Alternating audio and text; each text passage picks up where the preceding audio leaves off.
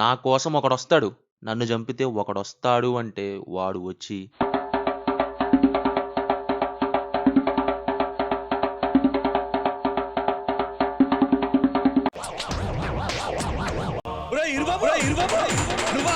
వాడేమో వచ్చి ఒక బీడీ కాల్చి ఎక్స్ట్రా బీడీ ఉందని అడిగి కట్ట దొబ్బేయటం ఏంటి? బీడీ బీడీయేరా. బీడియా కరీం బీడీ. కరీం బీడియా కావాలా? బాలేవాడివే బాబు, నెల రోజులు తస్తున్నాను. ఇవ్వు నీకు ఎంత కావాలి అనిపిస్తా కానీ నాకు కట్టిస్తావా? అన్నా, ఫ్రెండ్షిప్ కోసం ప్రాణాలేస్తా. వీడియో లెక్క ఇవ్వు. ప్రీతిని కాపాడడానికి దేవా దగ్గర అంత పెద్ద గ్యాంగ్ ఉంచుకొని ముగ్గురు జోకర్స్ని పంపించటం ఏంటి?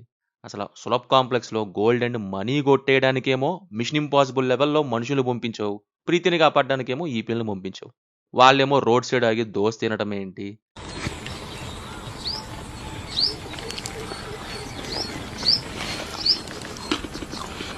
అబ్బా సూపర్. దయాల్గాడేమో వచ్చి మళ్ళీ లాక్కెళ్ళటం ఏంటి?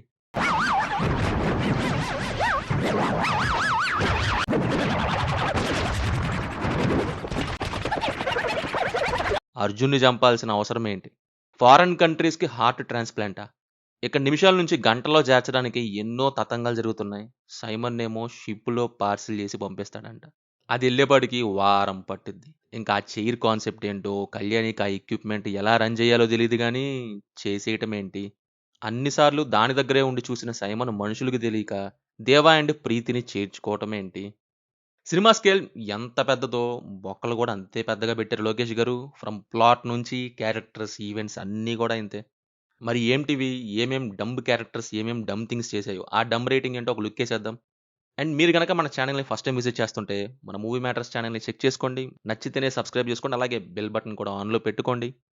ముందైతే ఆ worst plot and dumb characters గురించి. అయితే నేను ఫస్ట్ ప్లాట్ గురించి మాట్లాడతాను. బొక్క కాదు, ఏకంగా బొక్కస్య బొక్కోభ్యః. అది ప్రమోషన్ చేసిందేంటి? లగ్జరీ వాచెస్ స్మగ్లింగ్ గురించి. సరే, వాచెస్ కాదు, అది పైకి మాత్రమే, అంతకంటే ఎక్కువ 100 కోట్లు విలువ చేసే హార్ట్ ట్రాఫికింగ్ అన్నారు.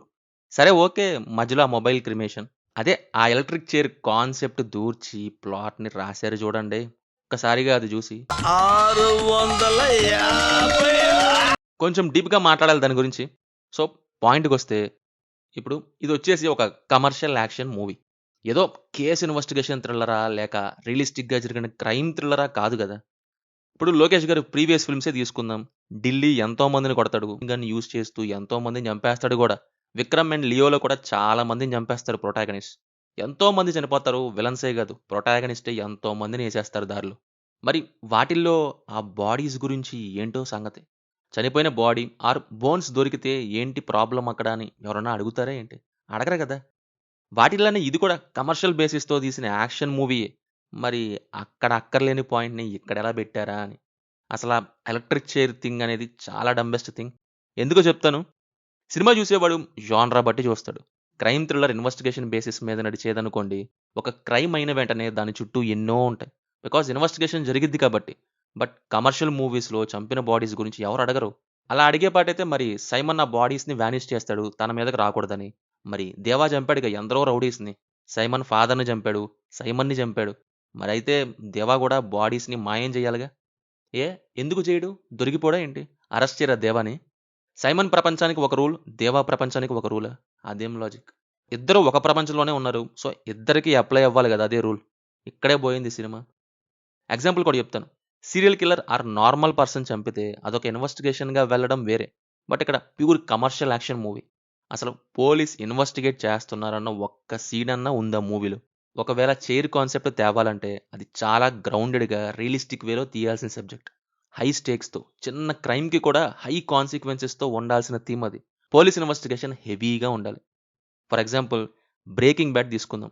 వాల్టర్ వైట్ 2 డెడ్ బాడీస్ని కవరప్ చేయడానికి నానా కష్టాలు పడతాడు. బికాజ్ వాడేమీ పెద్ద గ్యాంగ్స్టర్ లార్డ్ ఏం కాదు, ఒక సాదా సీదా స్కూల్ టీచర్. చాలా కంగారు పడిపోతాడు ఎక్కడ దొరికిపోతానని. బికాజ్ గ్యాంగ్స్టర్స్ లాగా ఇతనికేమి ఇన్ఫ్లుయెన్స్ ఉండదు. ఇంకా తన బ్రదర్ ఇన్ లానే పోలీస్. చాలా టెన్షన్గా సాగిద్ది ఆ ఎపిసోడ్స్ అన్నీ కూడా. ఈ టైప్ బాడీ ఎవిడెన్స్ అని సినిమాలు తీసుకొచ్చి కమర్షియల్ మూవీలో పెడితే ఎలా?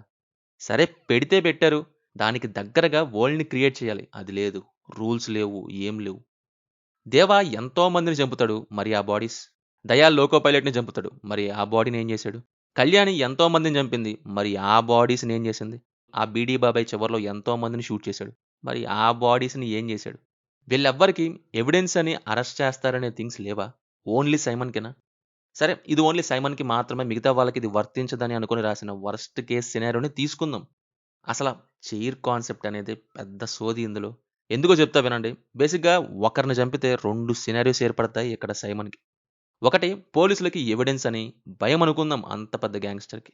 ఇంకోటి, సిండికేట్‌లోని ఆపోజిట్ గ్యాంగ్‌కి సైమన్ చేసే ఆ హార్ట్ ట్రాఫికింగ్ పనులు తెలియకూడదు అని ఎవిడెన్స్ లేకుండా చేయాలనే థాట్ అని అనుకుందాం. So, second scenario first discuss చేద్దాం. హార్ట్ ట్రాఫికింగ్ కోసం నో ఎవిడెన్స్‌గా చెయ్యాలనేది కరెక్టే. అందులో ప్రాబ్లమ్ లేదు. బికాజ్ ఆపోజిట్ గ్యాంగ్‌కి అసలు ఏం జరుగుతుందో తెలియకూడదని చేస్తున్నారు అనుకుందాం. బట్ బ్లండర్ మిస్టేక్ ఏంటంటే, అదేమన్నా సైమన్ ఒక్కడే చేస్తున్నాడా? కాదు గదా! ఆ రౌడీ గ్యాంగ్‌లో చాలా మందికి తెలుసు. వాళ్ళలో ఒకడు ఆల్రెడీ అమ్ముడు పోయాడు గూడా. వాళ్ళు డబ్బు తీసుకొని ఇది చేస్తున్నాడు, ఇలా చేస్తున్నాడు అని చెప్పేస్తే అయిపోద్ది. అది సైమన్ చేతుల్లో ఉండదు గదా! మరింకా బాడీ, నో ఎవిడెన్స్ అనే పాయింటే అన్నెసెసరీ ఇక్కడ. కంటిన్యూస్‌గా సిటీలో బాడీస్ దొరికితే, ఆ బాడీస్‌కి హార్ట్ లేకపోతే, హార్ట్ ట్రాఫికింగ్ జరుగుతుందని తెలుస్తుంది అందరికి. బట్ అదే ఇన్ఫో గ్యాంగ్‌లో ఒక్కడు షేర్ చేసినా అయిపోద్ది గదా! Then what's the use? Simon ఒక్కడే ఆ ఎలక్ట్రిక్ చైర్ థింగ్ చేసుంటే పెద్దగా ప్రాబ్లమ్ ఉండేది గాదు. ఎవిడెన్స్‌ని దాచేస్తున్నాడు గాబట్టి. బట్ ఆ గ్యాంగ్ మొత్తానికి తెలుసు. అయినా అసలు వాళ్ళ చైర్ థింగ్‌ని యూజ్ చేసిందెప్పుడు? ఒక గ్యాంగ్ వీళ్ళ వెంట పడ్డప్పుడు వాళ్ళ బాడీస్‌ని మాయం జేయటం కోసం రాజశేఖర్ దగ్గరికెళ్తారు. అసలు అవసరమే లేదు. వాళ్ళంతా గ్యాంగ్‌ని నడిపే ఇల్లీగల్ థింగ్స్ చేసే గ్యాంగ్ లార్డ్స్, రౌడీ షీటర్స్. రాయి గట్టి సముద్రంలో పడేస్తే ఎవరు చంపారో ఎవరికి తెలిసిద్ది? ఒకవేళ బాడీ ఒడ్డుకు కొట్టుకొని వచ్చినా, పలానా వ్యక్తే చంపాడు అనడానికి ఎవిడెన్స్ ఏముంటది? పబ్లిక్ సీసీటీవీస్ ద్వారా మొత్తం తెలిసిపోద్ది. సైమన్ గ్యాంగ్ చైరు వాటానికి తీసుకెళ్ళేటప్పుడు తెలిసిపోద్ది. పూడ్చిబెట్టినా తెలిసిపోద్ది. సముద్రంలో పడేసినా తెలిసిద్ది. Then what's the difference? అసలు పెద్ద తేడా ఏముందో నాకు అర్థం కావట్లే చైర్ వల్ల. అసలు ఈ సినారియోలో చైర్ కాన్సెప్ట్ అనేది అక్కర్లేదు. నెక్స్ట్, ఫస్ట్ సినారియోకొద్దాం. కూలీల బాడీలోంచి గుండె తీసి ఆ బాడీలని వానిష్ చేయటం. ఇప్పుడు ఆ కూలీలు ఎక్కడ వర్క్ చేస్తున్నారండి? కింగ్ పింగ్ లాజిస్టిక్స్‌లో. పలానా కూలీ ఫ్యామిలీ నుంచి పోలీసులకు గాని, ఆర్ హైయర్ డిపార్ట్‌మెంట్‌కి గాని పర్సన్ మిస్సింగ్ అనే ఇన్ఫర్మేషన్ వస్తే ఫస్ట్ డౌట్ వచ్చేది ఎవరి మీద? వెళ్ళేది ఎక్కడికి? వర్క్ ప్లేస్‌కే గదా! ఫర్ ఎగ్జాంపుల్, ఒక లాజిస్టిక్స్‌లో వర్క్ చేసే ఒక 5 మెంబర్స్ మిస్ అయ్యారనుకుందాం. వీళ్ళ మీద డౌట్ వచ్చినా సరే కోయిన్సిడెన్స్ అయ్యి ఉంటది అనుకోవచ్చు. కానీ వందలలో మిస్ అవుతుంటే వాళ్ళ ఫ్యామిలీ అంతా ఎక్కడికెళ్తారు? ఆబ్వియస్‌లీ ఈ లాజిస్టిక్స్‌కే గదా! వీళ్ళేదో చేశారని కన్ఫర్మ్‌గా చెప్పేయొచ్చు. మరి దానికి ఎలక్ట్రిక్ చైర్ అయితే ఏంటి? ఇంకోటైతే ఏంటి? ఎవిడెన్స్ లేని బాడీ దొరికినా, బాడీయే దొరకకపోయినా డిఫరెన్స్ ఏం లేదు. రెండూ ఒకటే. ఆ పోర్ట్‌లోనే ఒక పర్సనల్‌గా బాడీస్‌ని దహనం చేసే ఒకటేదన్నా షెడ్ లాంటిది క్రియేట్ చేసుకోవచ్చు గదా! అఫ్‌కోర్స్ కొన్ని బోన్స్ అనేవి ఉంటాయనుకోండి. అవి తీసుకెళ్ళి సముద్రంలో రాయి కట్టి పడేయొచ్చు. ఆర్ ఎల్స్ హ్యూమన్స్‌ని తినే యానిమల్స్ లైక్ క్రోకోడైల్స్ ఉన్నాయి. వాటికేసినా నో యూజ్. ఇంకా కెమికల్స్ అనేవి ఎన్నో ఉన్నాయి. ఆల్రెడీ ఉన్న వాటిని వదిలేసి అసలు ఏ మాత్రం లాజిక్కే లేని ఆ చైర్ థింగ్ చాలా దరిద్రంగా ఉంది. అయినా నాకోటి అర్థం కాదు. సైమన్ రాజశేఖర్ దగ్గరికి రాకముందు వరకు హార్ట్ ట్రాఫికింగ్‌కి యూజ్ చేసిన బాడీస్ ఏం చేసేవాడు? ఏ ఐదో, పదో కాదు గదా! ఎంతో సంపాదించాడంటేనే ఎందరినో బలి చేసాడనే గదా! మరి వాటికి ఎవిడెన్స్ అంటూ ఎవరు రాలేదు ఎందుకు మరి డిపార్ట్‌మెంట్ నుంచి? ఆల్రెడీ కొడుకు కూడా కస్టమ్స్‌లోనే పనిచేస్తున్నాడు. ఇంక ఎలక్ట్రిక్ చైర్ అసలు ఎందుకొచ్చింది ఇందులోకి? సరే, వాళ్ళందరిని సముద్రంలో రాయి కట్టి పడేసాడనుకుందాం. అవి ఒడ్డుకొస్తే సైమన్ టీమ్‌కే ఎందుకు ఫోన్ చేయాలి వాళ్ళు? అక్కడెక్కడో బాడీ ఒడ్డుకొస్తే సైమన్ టీమ్‌కే ఫోనొచ్చిద్దా? ఒడ్డుకి ఏదన్నా బాడీ వచ్చింది. సరే పోనీ వీళ్ళ కంపెనీలో వర్క్ చేసేవాడే అనుకుందాం. వీళ్ళే చేశారంటానికి ఆధారం ఏముంది అందులో? మిస్సింగ్ అయితే సైమన్ టీమ్‌కి ఫోన్ రాదా? అదేం లాజిక్? ఎలాగైనా అదే కంపెనీలో వర్క్ చేసిన పర్సనే గదా! మిస్సింగ్ అయితే ఏంటి? బాడీ కనపడితే ఏంటి? అట్ ద ఎండ్ లాజిస్టిక్స్ మీదకే వచ్చిద్ది గదా! ఇఫ్ మల్టిపుల్ పర్సన్స్‌ని ఈ ట్రాఫికింగ్‌కి యూజ్ చేస్తే, అసలు బాడీస్‌ని కాల్చేసి సముద్రంలో రాయి కట్టి పడేస్తే అయిపోయేదానికి, ఆ చైర్ కాన్సెప్ట్ ఒకటి, దాని చుట్టూ సోదొకటి. బాడీ, నో ఎవిడెన్స్ అనే థీమే బొక్కుంటది ఈ సినిమా జోనర్‌లో. Next point number 2. ఇప్పుడు ఎక్కడో ఒక చోటకి పారిపోవాలి గానీ, అక్కడే దారిలో ఆగి నీట్‌గా దోస తినటమేంటండి? సరే, ఆకలేసింది, దయాళ్ గాడు అన్నం పెట్టలేదనుకుందాం. పార్సిల్ చేసుకొని దారిలో తినొచ్చు. ఆహా! కాదు. సాంబార్ ఎక్స్‌ట్రా కావాలనో ఏమో అక్కడే ఆగి తింటుంది ప్రీతి. సరే, అయిపోయిందేదో అయిపోయిందనుకుందాం. దయాళ్ చూసేసాడు. కారులో పారిపోయేటప్పుడు కార్‌తో బైక్‌ని ఢీకొట్టి పారిపోవచ్చు. అదీ లేదు. పోనీ కార్ విండో గ్లాస్ అయినా క్లోజ్ చేశారా? అదీ లేదు. లోపలికి దా అన్నట్టు అంతా ఓపెన్ చేసి పెడతారు. దొరికిపోద్ది ప్రీతి. ట్రైన్ ఎక్కాక ఆ కళ్యాణి ఏమో ఆ ట్రైన్‌లోకి ఎలా వచ్చిందో ఏమో తెలీదు. సడన్గా ప్రత్యక్షమైంది గాల్లోంచి వచ్చేసినట్టు. అదే ట్రైన్ ఆ స్టేషన్లో ఎలా ఎక్కింది? సరే ఎక్కితే ఎక్కింది. మొగుడు ఫైట్ చేస్తుంటే ట్రైన్ నుంచి పడిపోతే నీట్గా చిల్లుతూ ఉంటదేంటి? మళ్ళీ ప్రీతి ట్రైన్ దిగ్గానే నన్ను పంపారు రండి అని అనగానే ప్రీతి కళ్యాణి నమ్మి వెళ్ళిపోద్ది. Hi Sagar, what is sudden surprise? Yes. అని కొట్టి పారిపోకుండా అసలు ఆమెతో కార్ ఎక్కడం ఏంటో మరి. ఆ కార్ సైమన్ పంపిస్తాడంట. వాడికెలా తెలుసు ఆ స్టేషన్‌లో దిగారని? కాదండి ప్రీతి, మీరు దేవా సార్ ఆ బిల్డింగ్‌లో వీడియో కాల్ చేసినప్పుడు మొత్తం చెప్పాడు గదా! దయాల్ వైఫ్ కళ్యాణి. చైర్‌లో కూర్చోబెట్టా, బూడిద చేస్తా చూడు ప్రీతిని వదలకపోతే అని దేవా చూపిస్తూ చెబుతాడు గదా! మీరు కూడా చూసారుగా ఆ వీడియోని. ఆమెను కిడ్నాప్ చేస్తేనే నిన్ను వదిలాడు దయాల్. మళ్ళీ ఆమె వచ్చి రమ్మంటే వెళ్ళడం ఏంటి?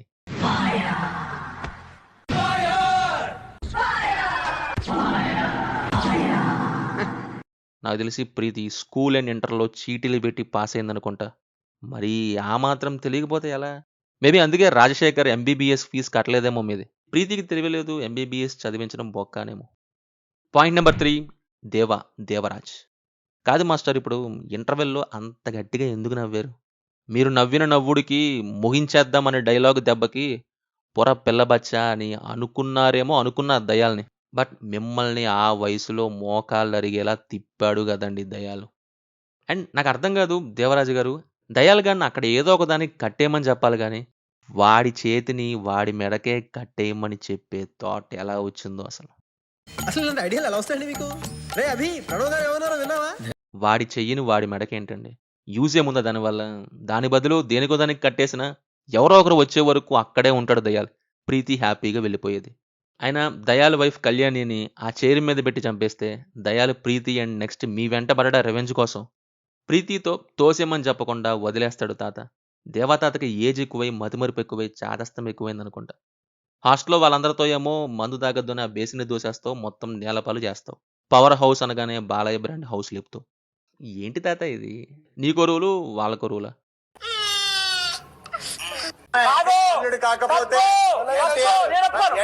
ఇంకో మోస్ట్ వరస్ట్ థింగ్ ఏంటంటే దేవా నుంచి ఆ బిల్డింగ్ సీన్ అయిపోయాక ముగ్గురు వచ్చి కార్లో ఎక్కించుకుంటారు. వెనుక ఆఫ్లైన్లో 18 మంది దుమ్ము లేపే కూలీలను రూమ్లో పెట్టుకొని ముగ్గురు జోకర్స్ని పంపించు. చివర్లో వస్తారు మళ్ళీ వాళ్ళు ప్రీతిని కాపాడడానికి. అంటే ఏంటి, నీ కూతురని తెలిసాక దమ్మున్న వాళ్ళని పంపావు. అదే ఫ్రెండ్ కూతురు అనగానే లైఫ్ రిస్క్లో ఉంటే ఆపి దోశ తినే గ్యాంగ్ని పంపావు. ఏమన్నా అంటే ప్రాణ స్నేహితుడు అంటావు మళ్ళీ. ఏంటి తాత ఇది? నీ కూతురైతే ఒక లెక్క, వేరే వాళ్ళ కూతురైతే ఒకలాగానా? తాతో తాత. అండ్ ఆ టెలిఫోన్ నెంబర్ థింగ్, ప్రీతి డాటర్ అనే థింగ్, ఆ చైర్ కాన్సెప్ట్ అండ్ సినిమాలాగే మొత్తం అన్నెసరీ థింగే. వాటి వల్ల మారింది ఏం లేదు, జరిగింది ఏం లేదు. నెక్స్ట్ పాయింట్ వచ్చేసి సైమన్ సార్ బ్రెయిన్ నిజంగానే స్విచ్ ఆఫ్ అనుకుంటా సినిమా అంతా. అప్పుడే వాళ్ళతో కలిసిన రాజశేఖర్కి తెలిసిపోద్ది దయాల్ ఇన్ఫార్మర్ అని. సైమన్కేమో 8 years పట్టిద్ది. తన కొడుకు ఎవరిని ప్రేమిస్తున్నాడో తెలీదా? వెనుకొకడిని పెట్టాడుగా మనిషిని, వాడు చెప్పలేదా? చెప్తే కళ్యాణ్ యొక్క బ్యాక్గ్రౌండ్ చెకప్ చేపియలేదా? దేవా తెలుసుకుంటాడు మొత్తం అసలు వీళ్ళెవరా అని. అంత రేంజ్ ఉంది, డిపార్ట్మెంట్ సపోర్ట్ ఉండి కూడా సైమన్కి చేత కాలేదా? ప్రీతి అండ్ కళ్యాణి ఏ స్టేషన్లో దిగారో తెలియదు కానీ అక్కడ కారు పంపించేస్తావు. కళ్యాణి నీ కొడుకుని ఎత్తుకెళ్ళిన కార్ని మాత్రం కనిపెట్టలేకపోయావు. అది నీ గ్యాంగ్ కారే కదా. చైర్ ఆపరేట్ చేయడానికి వాళ్ళు కావాల్సి వచ్చింది మళ్ళీ. అదే దాని గురించి ఏమీ ఐడియా లేని కళ్యాణి ఏమో ఆపరేట్ చేసేసిద్ది. అంత ఏజ్ గ్యాప్ అంటే 30 years ఏజ్ డిఫరెన్స్ ఉన్న తాతతో ఫైట్ చేసి ఓడిపోతాం. ఎవరో ఒకరు షూట్ చేయడం వేరే, బట్ ఫైట్ చేస్తూ ఓడిపోవటం మహాదారుణం. అసలు క్యారెక్టర్ రేటింగ్ ఒక లెవెల్లో ఉంటుందనుకుంటే బెల్ట్ తిప్పా, షర్ట్ తిప్పుతా. డ్యూటీలో జాయిన్ అయి 4 ఏళ్ళైంది. 8 సెంటర్లు మారాను. ఏ సెంటర్ కన్నా ఫోన్ చేయి. శివమణిగాడు ఆపేయమన్నాడు, పెట్టుకోవచ్చా అని అడుగు. ఒక్కడైనా సరే పర్వాలేదు పెట్టుకోవచ్చు అంటే పెట్టుకో. ఆ తర్వాత నీ సైడ్ కూడా రాను. నేను ఎంతకంటే వరస్ట్ రేటింగ్ ఇంకోటి ఉండదు అనేలా ఉంటుంది. మందు, సిగరెట్, ఫ్యాన్సీ డ్రెస్ మెటీరియల్స్ తప్ప చేసింది ఏం లేదు. Next some points. అసలు చూసిన దగ్గర నుంచి ఒక డౌట్ చాలా గట్టి కొట్టేస్తుంది. కలీషా రూమ్లో ఏం చేస్తున్నాడు అసలు? ఎన్నాళ్ళు ఏం చేస్తున్నట్టు? అంటే అట్లీస్ట్ మిగతా వాళ్ళన్నా డోర్లు తీసి అటు ఇటు తిరుగుతున్నారు. బట్ కలీషా మాత్రం ఎన్నాళ్ళు డోర్ క్లోజ్ చేసుకొని మరీ ఏం చేస్తున్నట్టు? బ్యాక్ సైడ్ కిటికీ ఏమన్నా ఓపెన్ చేసి ఉందా? తూకి ఎక్కడికి కావాలంటే అక్కడికి వెళ్ళిపోతున్నాడా? లేకపోతే కలీషా రాత్రిపూట వెలిగే సూర్యుడా?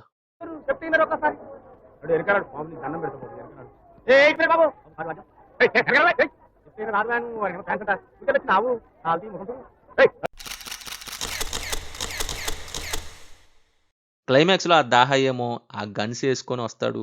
పబ్‌జీలో బాట్ 2 వెక్టార్స్ యేసుకొని వచ్చినట్టు ఉంటది.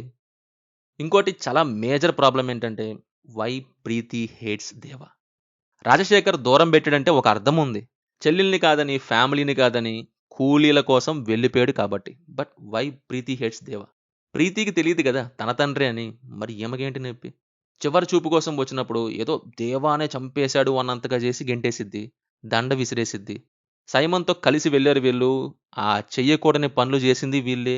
డబ్బు కోసం చేసుకుంటూ వెళ్ళింది వీళ్ళే. చేసుకునే వాళ్ళు చేసుకోక, ఆ దయాళగాడు ఇన్ఫార్మర్ అయితే ఈయనకెందుకు? అయినా అసలు ఆ ఇన్ఫర్మేషన్ అక్కడ ఎందుకుంది? ఎవడు బెట్టాడు? ఆ ఇన్ఫో రాజశేఖర్‌కి ఎలా తెలిసింది? అయినా వచ్చిన పని చేసుకున్నామా, వెళ్ళిపోయామా అన్నట్టుండాలి గానీ, అక్కర్లేని విషయాల్లో దూరి, ప్రాణం మీదకి తెచ్చుకుంది రాజశేఖర్ అండి ప్రీతి. మధ్యలో దేవా ఏం చేశాడు? అంటే ప్రీతికి ఎందుకంత కోపం? ఇన్‌ఫాక్ట్ అదేదో చేసిన ఎక్స్‌పెరిమెంట్‌లో గ్యాస్ లీక్ వల్ల దేవా వైఫ్ యొక్క చావుకు కారణమైంది వీళ్ళే. దేవాకి కోపం ఉండాలి మీ మీద. అంతేగాని దేవా మీదకి వీళ్ళకెందుకు కోపం? అసలు రీజనే ఉండదు. మళ్ళీ నెక్స్ట్ సీన్ సార్ చెప్పండి సార్ ఇప్పుడేం చేద్దాం సార్ అని కూల్‌గా మాట్లాడిద్ది మళ్ళీ ప్రీతి. ఎందుకు షేర్ ఇచ్చాడు కాబట్టనేమో మరి. అయినా ఆ దయాల్ గాడి డబ్బు ఏం చేసావు తాత? నొక్కేసావు కదా నిజం చెప్పు. ఇంకొన్ని చూస్తే అసలు దయాల్ అర్జున్‌ని చంపడం దేనికి? అదొక వరస్ట్ సీన్. ఎవరన్నా కొడుకుని చంపితే ఊరుకుంటారా అండి? ఎక్కడున్నా వెతుక్కుంటూ వచ్చి ఏసేస్తాడు సైమన్. మినిమమ్ క్యారెక్టర్ థింకింగ్ అది. ఉంచుకొని యూజ్ చేసుకొని, డబ్బు చేసుకొని వెళ్ళిపోవచ్చు గానీ, చంపడమేంటో, ఆ సీనేంటో. దయాల్ ఎందుకు బ్రతికాడంటే, బ్రతికొచ్చి తన వైఫ్‌ని గూడా తీసుకెళ్ళడానికనమాట. అంతకు మించి అయ్యిందేం లేదక్కడ. లోకేష్ గారు కూలీ అని జెప్పి ప్లాట్‌ని కూల్చేశారు, క్యారెక్టర్స్‌ని కూల్చేశారు, చూసిన మమ్మల్ని కూల్చేశారు. ప్యూర్‌లీ డంబ్ ప్లాట్‌కి డంబెస్ట్ క్యారెక్టర్స్‌తో తీసినట్టుంటది. అయినా ఆ 'ఖైదీ 2' ఏదో తీస్తే చూస్తాం గదండీ! ఆ బిగ్ స్కేల్‌లో ఒక్కో ఇండస్ట్రీ నుంచి ఒక్కోళ్ళని తీసుకొచ్చి, ఆ నరబలి ప్లేస్‌లో ఎలక్ట్రిక్ చైర్ కాన్సెప్ట్ పెట్టి మమ్మల్ని బూడి జేశారు. మరీ లోకేష్ ఇంత ఇల్లాజికల్‌గా తీస్తారనుకోలేదు. ఇది 'కూలీ' చేసిన 'కూని'. Lokesh garu please take your own time. కంగారొద్దు, మాకు కన్నాలు పెట్టొద్దు. మీరేమంటారు? కింద కామెంట్స్‌లో మాతో తప్పకుండా షేర్ చేసుకోండి. ఇంకా మీ దగ్గర ఉన్న పాయింట్స్ ఉంటే కింద కామెంట్స్‌లో మాతో తప్పకుండా షేర్ చేసుకోండి. వీడియో నచ్చితే మన ఛానెల్‌ని సబ్స్క్రైబ్ చేసుకోండి. Will meet in next video. Thank you. జై హింద్.